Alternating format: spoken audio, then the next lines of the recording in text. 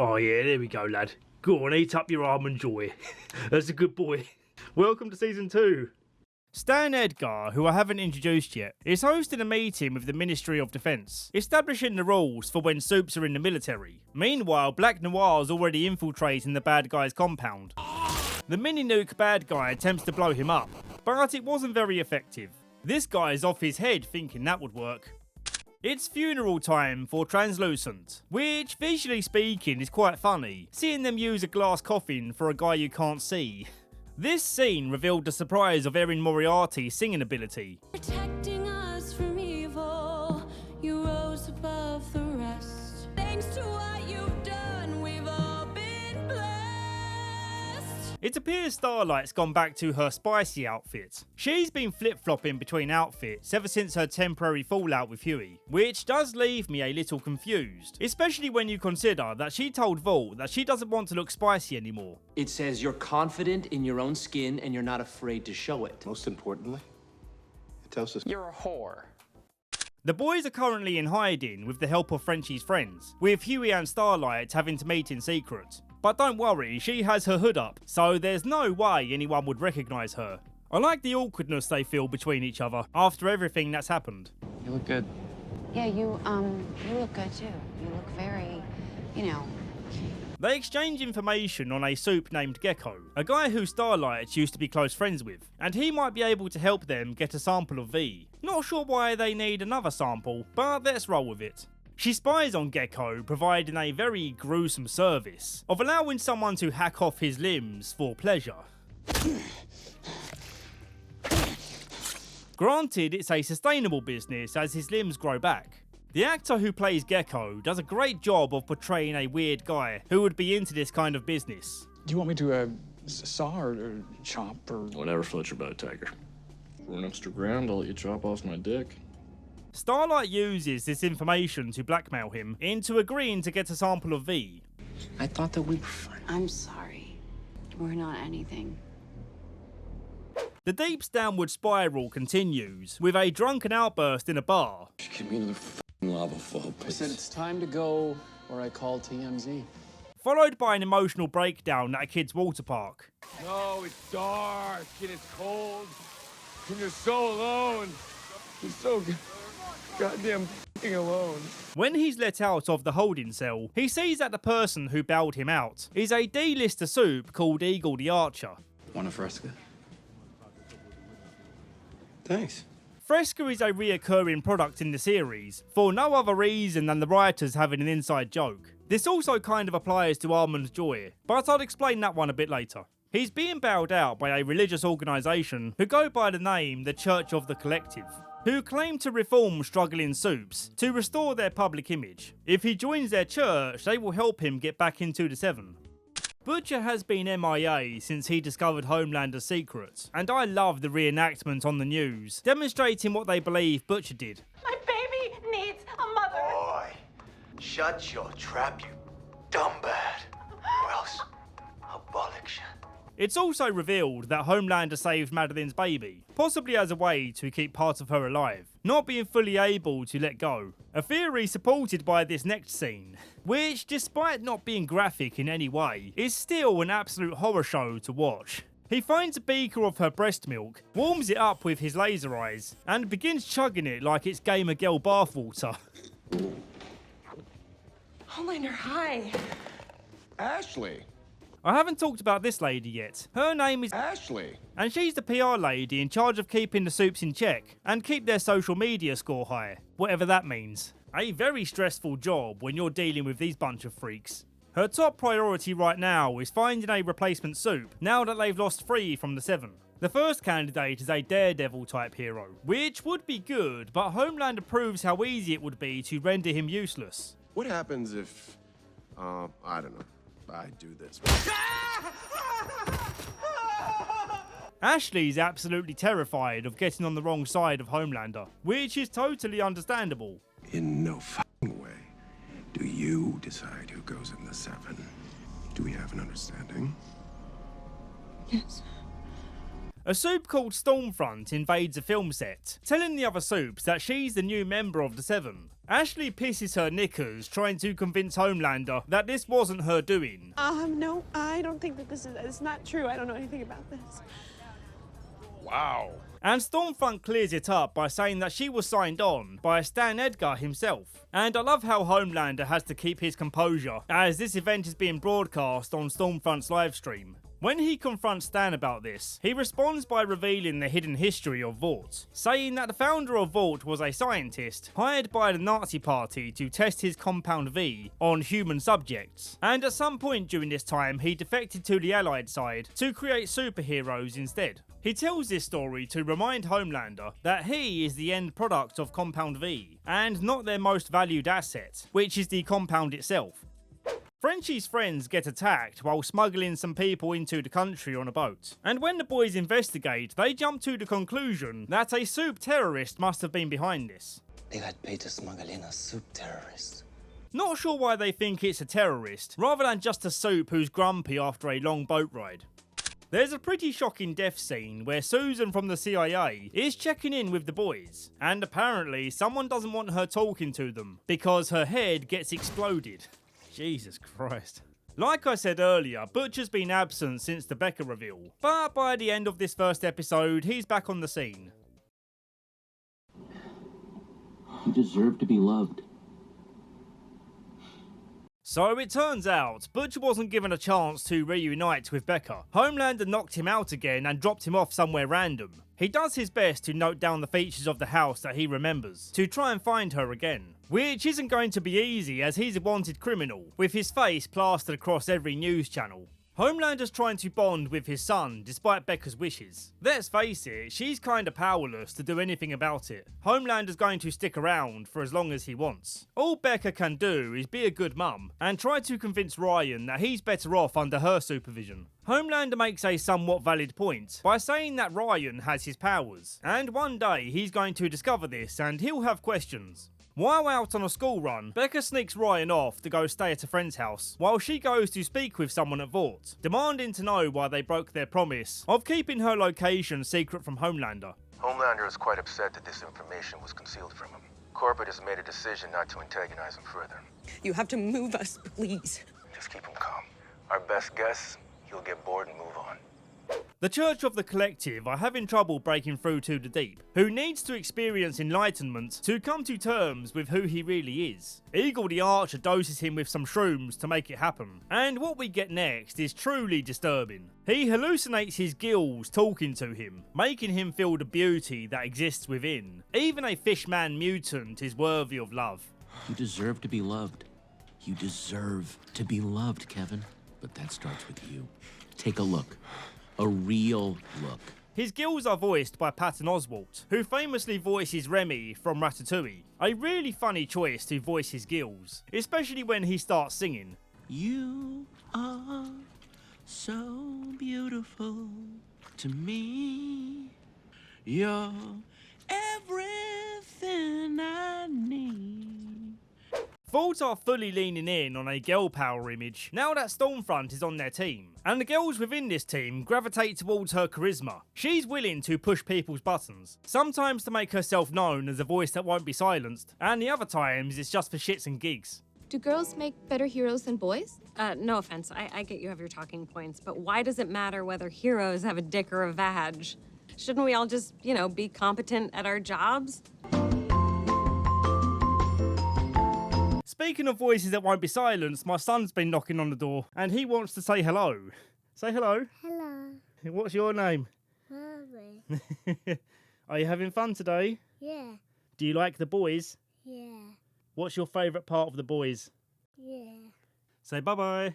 Bye-bye. As we're talking about the girls in the Seven, let's talk about Maeve. I haven't really talked about her too much, because in the first season, her story wasn't really that interesting, and it didn't really affect the main storyline. But this changes with season 2. Maeve is gay, bisexual to be precise, and Vought absolutely abused that fact as a marketing gimmick. but more on that later. Her ex-girlfriend is in hospital with a burst appendix, but she still had Maeve listed as her emergency contact. They have a long and complicated history of breaking up and getting back together, alongside her other relationship with Homelander. The problem is, much of her relationship with this woman is covered up, because Maeve wants to protect her from Homelander. Even though she's not with Homelander anymore, he's very territorial, and would tear this woman in half for stealing her from him. It's clear from this hospital visit that Maeve still has feelings for her, and this situation is no doubt going to come to the attention of Homelander. Gecko comes through on getting a sample of V, but A-Train, who's fully recovered from his heart attack, notices Starlight stashing it in her boot. With a sleight of hand, she sneaks it into Stormfront's backpack. Maybe you shouldn't be hitting the crystal with your buddies quite so soon. Come on, let's finish dick tickling these half-wits so we can finally do our real job. The boys track down the so-called soup terrorist, and it turns out to be Kimiko's brother. Butcher goes in on the attack, and this guy retaliates with his telekinetic powers. But why is Butcher still trying to take him down, knowing that this is Kimiko's brother? Well, he made a deal with Mallory that he will bring her the soup, and she will help him find Becca again. Becca's alive. What? Becca's alive. A-Train sneaks into Starlight's room and finds the sample of V that she's been concealing, threatening to expose her to Homelander. But then she gives a similar threat of exposing the forensics report showing how Popclaw really died. So they both agree to keep their mouths shut. Turns out Kimiko's brother has been brainwashed by the bad guys that kidnapped them as kids, and he considers America to be the enemy. So yeah, maybe the boys were right about him. After a struggle, Kimiko knocks him out and they cart him away, but not before Butcher thanks Huey for earlier. You come between me and my missus again, I'll f***ing kill you. A symbiotic part of a larger thing. A thing named... Butcher apologises for the punch, looking for them to move past it, but in response, Huey flips out. Kill you, kid. Get out, kid, stop raving. No. Gotta say, I side with Butcher here. Huey's being a little bitch. They're on their way to bring Kimiko's brother to Mallory. What's his name? I genuinely forgot. Oh yeah, it's Kenji. I'm not sure why they had to go by boat for this journey, but at least it's a nice change of scenery. We'll check back in with these guys later. A-Train is living large now that he's back on the scene, but it seems he shouldn't be ignoring the fact that he just had a heart attack, as his ticker is still unable to handle the partying. And his heart is about to be tested again, as Starlight just revealed Compound V to the media. It's not something we see her doing, but instead suggested through this conversation. This is kind of on you two. If I go down, you come with me. Pretty sure they'd kill us both. A-Train puts her in her place when she says it doesn't matter about this hurting their chances of earning money from sponsors. There are more important things. You know, the only people that say that are the people who grew up with money. Poor old Ashley was already having a tough morning before this news broke out, and now she's at the point of stress where she's pulling out her own hair. This news is also heavily affecting some soups, with both the Deep and Black Noir realising they could have had normal lives in regular, not disgusting human bodies, if only their parents hadn't sold them to Vought. Naturally, the boys are pretty happy, and it's nice to see them celebrating for a change. But Billy reminds them to calm their tits down, as they're in the middle of an important mission, harbouring a soup that could easily sink this boat if things don't go well.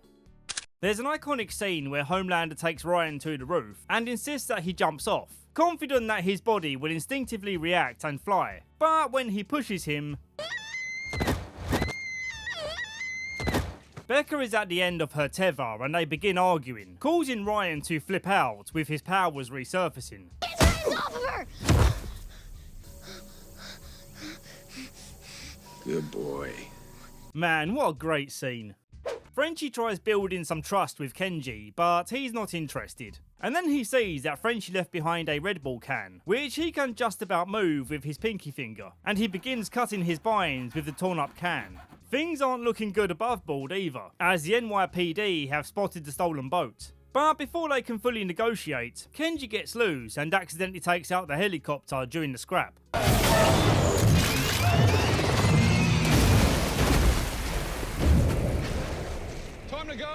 The Seven have been alerted to Kenji's location, and they team up to deal with the situation. They reach out for help from the deep, as finally there's a water-based mission where he can be useful, sending a bunch of dolphins and sharks to knock the boat about. Although it does beg the question as to why Homelander or Stormfront couldn't just fly to their boat. But the scene that's coming up helps me forget this oversight, because this scene is truly diabolical. They transfer over to a speedboat, and the deep stands atop a whale blocking their path. But Butcher isn't willing to let that stop him, and he just rams the speedboat right into the whale's guts. When they recover from the crash, Huey is still inside the whale, stunned by the shock of what just happened. Milk then gives him a pep talk while they're sitting next to the whale's dying heart. I don't know how much of this I can actually show you. I absolutely love this scene, but we've got to move on. They try to lose the Seven by entering the sewers, and A-Train leads the charge on finding them, as he can sweep the entire sewer system in a few seconds. On a good day, that is.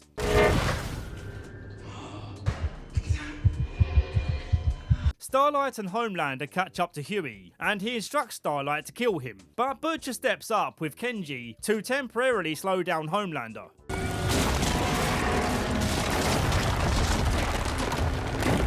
Why the change of heart for Kenji? Possibly because Homelander represents America. His whole image is American patriotism, and it's also because Kenji can see that these are Kimiko's friends. Stormfront catches up with these siblings almost immediately, and she causes absolute chaos chasing them through the buildings, killing who knows how many innocent people.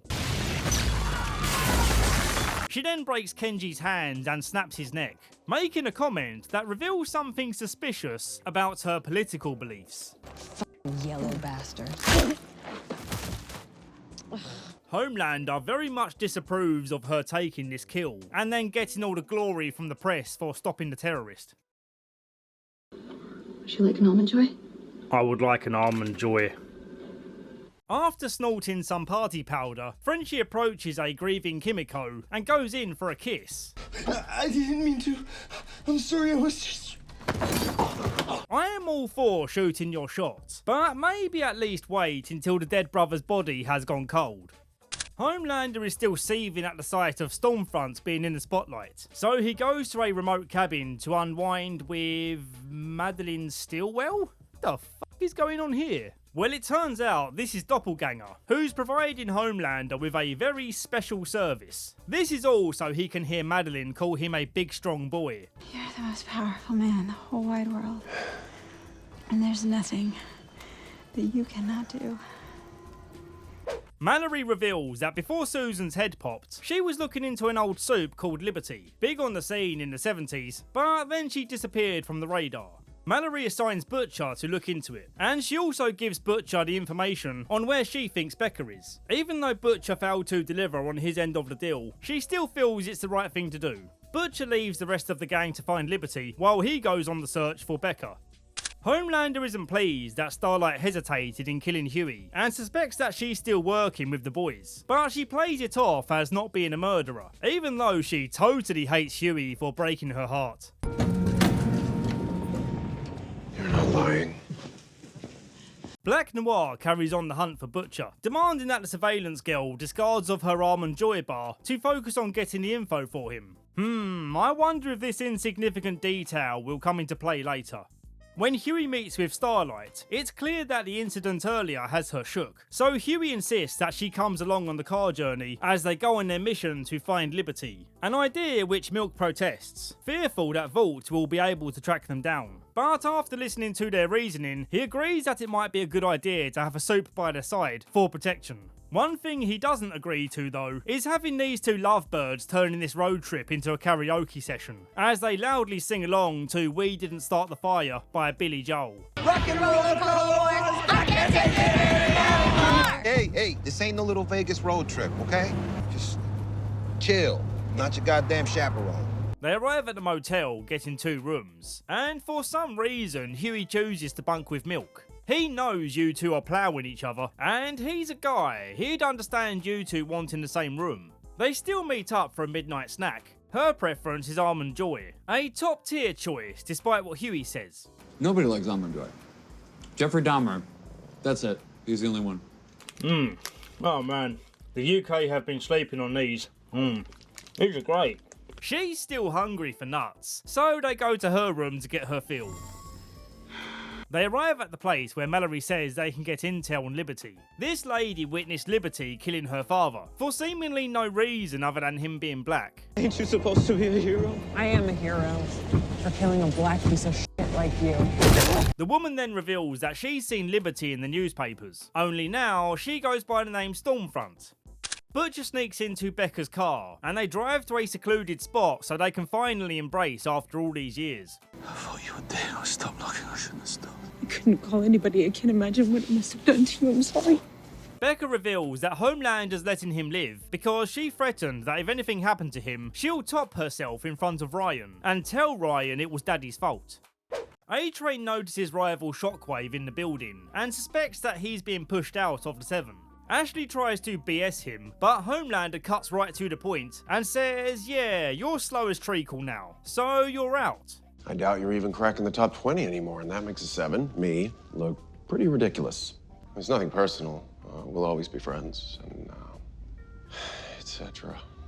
On a TV interview, the Seven get accused of not being diverse enough, saying there's a lack of Hispanic people and such. Homelander's frustration at this question causes him to out Maeve as a full homosexual, rather than being what she actually is as bi. Maeve here is a strong, proud lesbian with a beautiful girlfriend. And I, for one, am so proud of her. Like it was suggested before, Homelander doesn't take it well when he catches on to Maeve being in contact with her girlfriend again. And this is his power play of controlling their lives. Oh, is it so hard to believe that I want you two to be happy? Honestly, Maeve, I am really, really happy for you. Homelander's also getting pissy with Stormfront, because not only is she taking the spotlight, but she's also now publicly bad-mouthing Vault. And she's also helping to spread anti-Vault memes, using this ancient meme format. Yeah, they really should have consulted some people under the age of 40 about memes. She says she's doing this to build an army of angry followers, as angry fans are more passionate than happy fans, and she'll become the figurehead for a new and improved Vault. The ending of this episode is so damn effed up. Homelander pays another visit to Doppelganger, but this time him appearing as Madeline isn't working for him, saying he doesn't need Madeline anymore. He doesn't need anyone apart from himself. So Doppelganger obliges and goes in for the ultimate what the F moment. But luckily for us, before this goes too far, Homelander breaks his neck.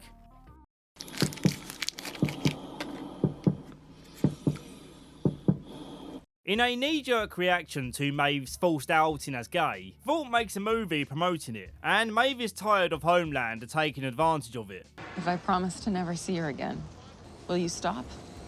Elena's good for you, and I'm not going to let you throw that away. Not now, not ever. Ashley also has some issues with his behaviour, as he's been recorded accidentally killing a kid when taking out another soup. Oh. There are protests happening right now outside the Vault, but he's been instructed to step down and allow the crisis team to manage the situation. He doesn't listen and decides to face the protesters head on, taking the microphone from his most vocal opponent, Congresswoman Victoria Newman. He tries to reason with the crowd with the collateral damage argument, but the crowd still turns on him. You don't speak for us! You don't speak for us! You don't speak for us! His internal rage causes him to envision lasering the crowd in half. I wish this was real, but unfortunately we're in for a long wait before we see Homelander truly snap. At the time of recording this, we're on season 4, and he's still yet to go in full meltdown mode. And I've got to be honest, I'm getting kind of impatient. Ashley yanks out another clump of hair as she watches Homelander make the situation worse. Huey phones Butcher to find out where he is, and he tells Huey that he's going offline and won't be coming back until he does. He claims to be running away to Argentina, but really he's going to visit his auntie, and also his dog, which of course is a bulldog, because he's a proper British geezer. Huey and Milk soon track him down, because they love him and want him back. Butcher sulks off and gets in his car, but then he spots Black Noir spying on him from a rooftop. And man, this really creeps me out. Imagine that feeling that you're being watched by a silent assassin who could easily kill you at any moment. Butcher calmly walks back into the house and tells them to prepare for Noir. To buy them some time, Milk comes up with the idea of calling in a gas leak, meaning if Noir attacks now, he has to do it in front of authorities. Also, with this extra time, they make some nail bombs using household items. I find it hilarious that Milk is asking Butcher's aunt if she has all this stuff just laying around the house. Ma'am, do you have any nails, ball bearings, electrical wiring, pressurized aerosol products? I need a can about this big. Ah, yes, let me just go fetch my jar of ball bearings that I just happen to keep around the house because you never know. Turns out being shady runs in Butcher's family, as his aunt has a reinforced basement that's ready to use for such an occasion. I love the anticipation, as we hear Noir setting off the bombs upstairs, and after each one goes off, we still hear footsteps.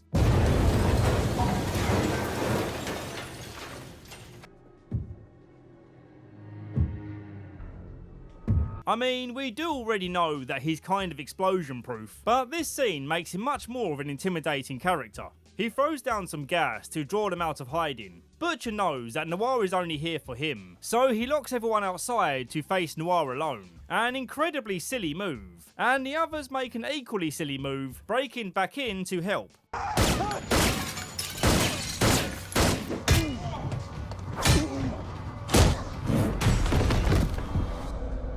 Butcher threatens that if Noir kills anyone, he will release the information on Homelander's secret baby, and also that he forced himself on Becca. Noir isn't willing to listen at first, but then Stan Edgar calls in to make a deal with Butcher. He will call Noir off if he promises to keep this information secret. Starlight hacks into Stormfront's laptop to dig up some dirt, but she walks in before Starlight can read her emails. Stormfront says, "I know it was you who leaked Compound V to the press." And Starlight says, "Yeah, well, I know you changed your name to hide your shady past, and you probably moved to Argentina with the rest of your kind." Stormfront and Homelander have had some chemistry building, and it goes up a level by the end of the episode, where he's lasering her boo bars before they romantically entwine mid-air. No audio for this clip, because it's accompanied by the song Dream On by Aerosmith. You're only supposed to blow the bloody doors off. This opening scene is our first indicator that Frenchie swings both ways, which isn't important, but it's worth keeping in mind for a certain dramatic turn that happens in Season 4. So many people online went to war over this, and I'm looking forward to weighing in with my thoughts when the time comes. Starlight is getting her tracking chip removed to lessen the risk of being caught with her on the team. She can somehow walk away after being shot by a bullet from this powerful looking gun, but a tiny little saw penetrates her skin just fine. Yeah, I really don't understand Soup's skin at all. I'm sure some nerd glasses emoji will scoff at me in the comments below. Well actually... The new power couple, who I'll refer to as Stormlander, carry on with their deviant acts while working, squashing a guy's head while she rummages around in his pocket for change, and then they do it up against the wall covered in the guy's blood. Let's just move on. They soon have their first falling out though, when Homelander has a surprise for her, and she says she'll come look at it in 20 minutes. But she gets caught up in something which takes her out all day, and the betrayal he feels causes him to burn down half the set. What happened to your trailer? Electrical fire. So, what took her so long? Well, it starts with Starlight telling the boys about the hospital that's been emailing Stormfront, so they go check it out. The sneakiest of the crew sneak in to do whatever, but they need to be quick because Stormfront just landed. They discover this is a hospital for mentally unwell Soups, and one Soup who's smuggling a Costco hot dog in his pants. One of the patients is set on fire, and Frenchie recognises the guy shooting the flames as Lamplighter, the guy who burns Mallory's grandkids alive. Frenchie's emotions get the better of him, and they face off against Lamplighter, unintentionally resulting in the most powerful Soup being freed from her cell.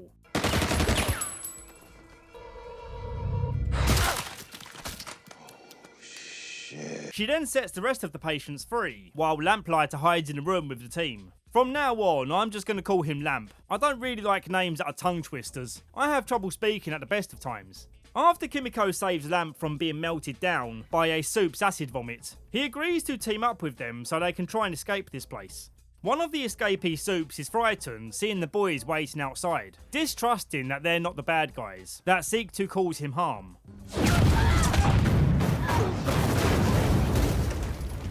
They realise Huey was still in the van, and when they pull him out, he claims to be fine. But the shrapnel lodged in his belly says otherwise. Huey! No. It's revealed that Starlight's abilities only work when there's an electrical source nearby, and unfortunately the car battery just got fried. This detail will be important for a later episode, but I do find it strange that they were just talking about using her ability to cauterize his wound. I thought her powers had a pushing effect, not a burning effect. But it doesn't really matter, he'll be fine by the next episode. We get to see some backstory for how they met Lamp. The boys had an incriminating video of him, and they set up yet another blackmail situation, where he's forced into being an informant for what goes on behind closed doors at Vault. I swear blackmail is this show's only way of giving humans power over soups. It's getting kinda stale.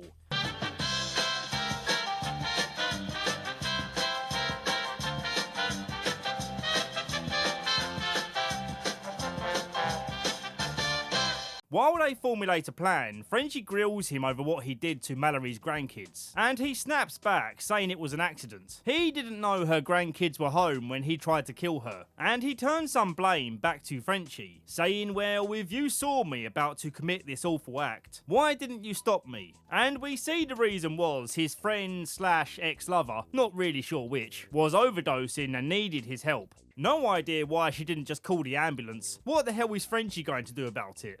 Frenchie abandoning his post explains why Milk wasn't happy to see him again at the reunion.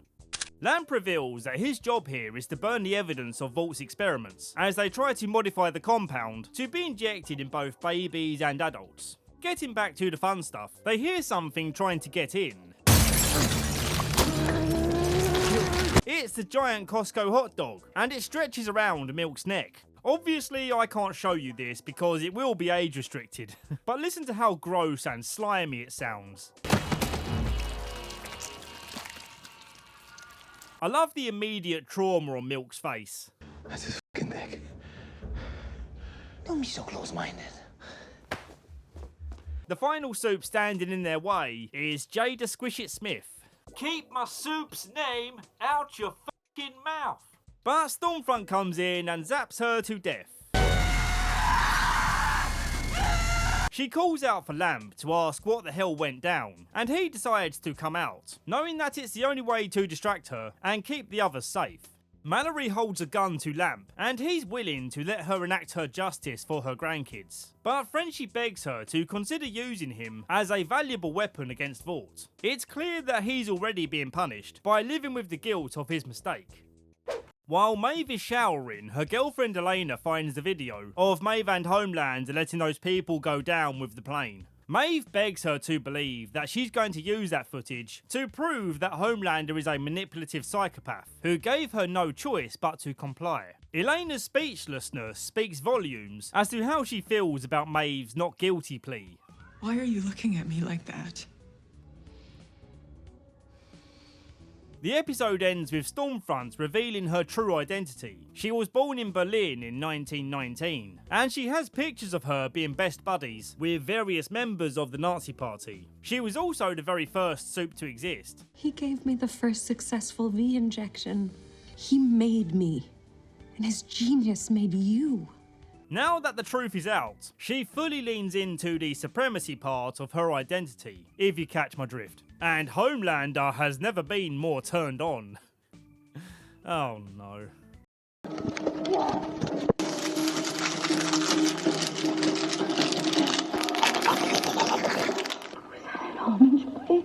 They bring Victoria Newman in to organise a congressional hearing where Lamp will testify against Vault. And the atmosphere in here is kind of awkward because you have these high-powered figures making plans with wanted criminals, knowing that this synergy is their best chance of taking down Vault. Ugh, synergy, that's a corpo word, isn't it? You don't work in an office anymore, Howesenberg. You're a free man.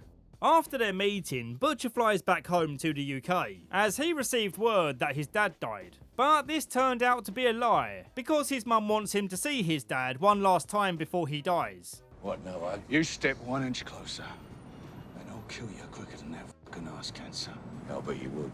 They made a perfect casting choice here. The dad not only looks like he could be his dad, but he also perfectly plays an older, grumpier, and bigger a-hole version of Butcher.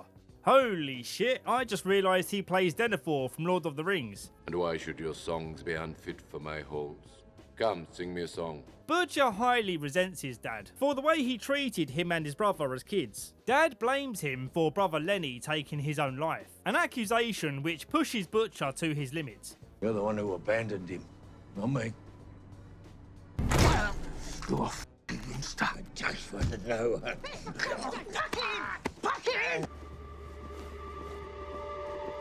Starlight's having a meeting with her mum, who wants to take her on vacation to get away from the drama, telling her that she already got it cleared by Vought, meaning Vought now know where Starlight is.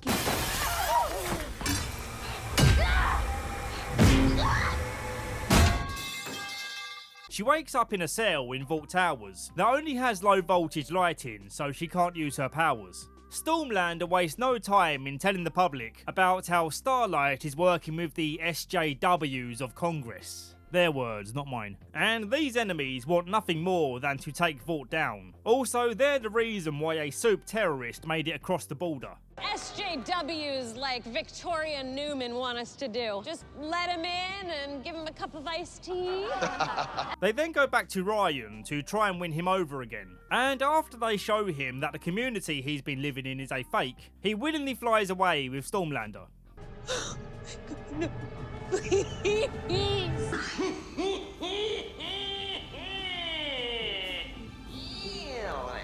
Mallory and Milk try to convince Dr. Vogelbaum to testify alongside Lamp, but he's perfectly happy being retired, and knowing that turning over stones will lead him to being silenced forever. Butcher pays him a visit too, and gives him a good reason to testify, because if he doesn't, both he and his family will be killed. Which might seem a little bit too extra from Butcher, but remember, Dr. Vogelbaum is one of the people who helped to keep the Becca Homelander situation a secret. This threatening T-sip he does is an unexpected highlight of this episode. Another unexpected highlight is when Lamp sneaks Huey into Vought HQ to help him rescue Starlight. But instead of seeing the mission through, he really only wanted to come here to commit self-deletion in front of his own statue. They moved my statue? What? What the f***? This fire sets off an emergency light in Starlight's cell, giving her a source of electricity for her powers. She doesn't get too far though, as Black Noir is in the building. Luckily, Maeve is also here, and she knows Black Noir's kryptonite is Almond Joy, because he has a tree nut allergy. And there we have it. The payoff to the whole Almond Joy joke that both the show and myself have beaten you over the head with. The writers included this because the actor who plays Black Noir actually does have a tree nut allergy. And that's the only reason we have this reoccurring product placement. Was that an Almond Joy? The congressional hearing begins, but before anyone can give their statements, people's heads start popping off. It's by far the bloodiest scene so far, and in respect for most of this being pixelated for you, unless you're watching this on Patreon, I'll pay tribute to the ones we lost in this scene. Dr. Vogelbaum, Shockwave, and Lady Extra screaming in the crowd. I'll miss you the most.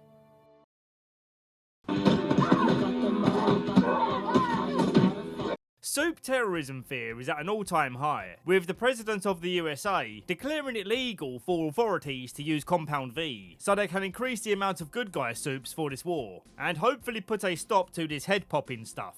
This is not okay. This needs to stop now. The boys are prepping to pick out the rest of the bad apples in the 7, but Starlight suggests there may be a less dangerous method by getting one of the good apples, like Maeve, to testify. On the way, Starlight asks Huey why he's so obsessed with Billy Joel, and he reveals that he and his mum used to listen to Billy Joel all the time before she packed up her stuff and ran away. So yeah, it turns out my hunch in season 1 was wrong. He also resents his dad for treating him like a kid, and it's obvious from the context clues here that the reason his dad treats him this way is because Huey's mother died. Huey's mum isn't dead, he just acts like she is because she ran away. My mum's not dead. She's not? She left when I was 6. Oh. When they get to Maeve's place, she's a bit of a mess. Elena left her, and she's still carrying the guilt of everything that she's been involved with. Nothing ever changes or gets better. And I'm tired. Just leave. A-Train, however, does want to help. Not because he's a good guy now, but he's known Stormfront is a racist for a long time, and he's found the evidence he needs to get rid of her. Holy shit. As soon as she's gone, he might have a shot of getting back into 7. Becca escapes her prison home and finds Butcher's hideout, where she's in absolute bits over Ryan being taken. I love the way everyone fawns over her, curious to meet the one person that Butcher actually loves. Jambon simple, but it's the ingredients, you know? Thank you. Diet Coke with lime, right? Butcher gets right into action to get Ryan back, calling a meeting with Stan Edgar to change the terms of their agreement. Now the deal is Butcher will help to get Ryan back to safety if Stan agrees to hide him again, this time someplace more secret and harder to find, reasoning that Vault can't control the secret child if the secret child is allowed to walk around with Homelander. The first part of the plan is to distract Stormfront by leaking the news of her sketchy activities during World War II. Then, to get Homelander away from the cabin, they play a high-frequency note for a bunch of speakers, which is basically like a dog whistle for his kind of soup.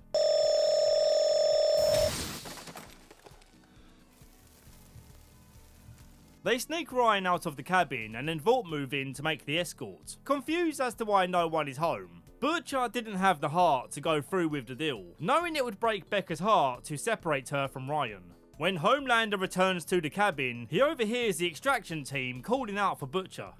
Did I hear you say Butcher? It's a real crap your pants situation. They just played a dirty trick on the world's most dangerous man.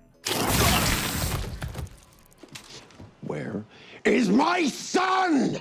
He walks out of the cabin completely drenched in blood, and things are about to get bloodier. But first, we got a situation where Stormfront intercepts Becca's car.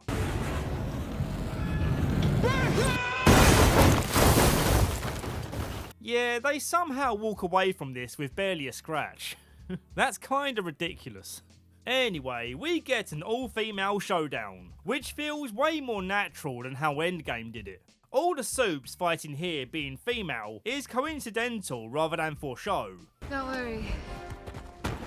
She's got health. When they overwhelm Stormfront, she flies away to find Becca and Ryan, who fled the scene. Becca lands a wicked eye stab before Stormfront goes in for the kill. Ryan's emotions are then brought to a new height, where his laser eyes burst out of control. Stormfront is completely cooked, missing nearly every limb, and she speaks in her native German tongue while she nears death.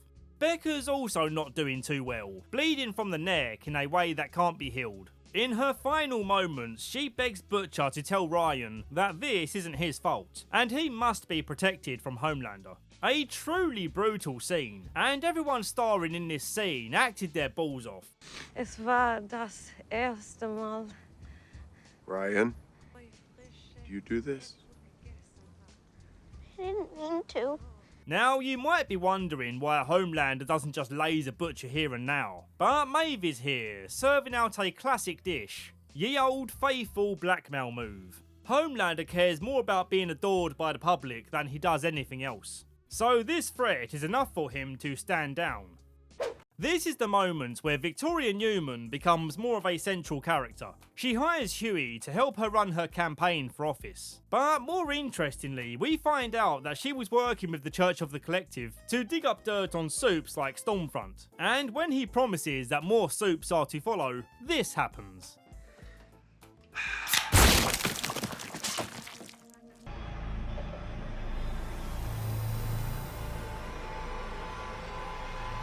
So yeah, Victoria Newman was the soup exploding heads. What's cool is that if you watch the congressional hearing scene again, you can see her making eye contact with all of the heads she exploded. Making eye contact is a prerequisite of this ability. But hold on a sec. It's now been established that her eyes turn cloudy when she does this. So why didn't her eyes go cloudy in the courtroom? Bit of a lazy continuity error here.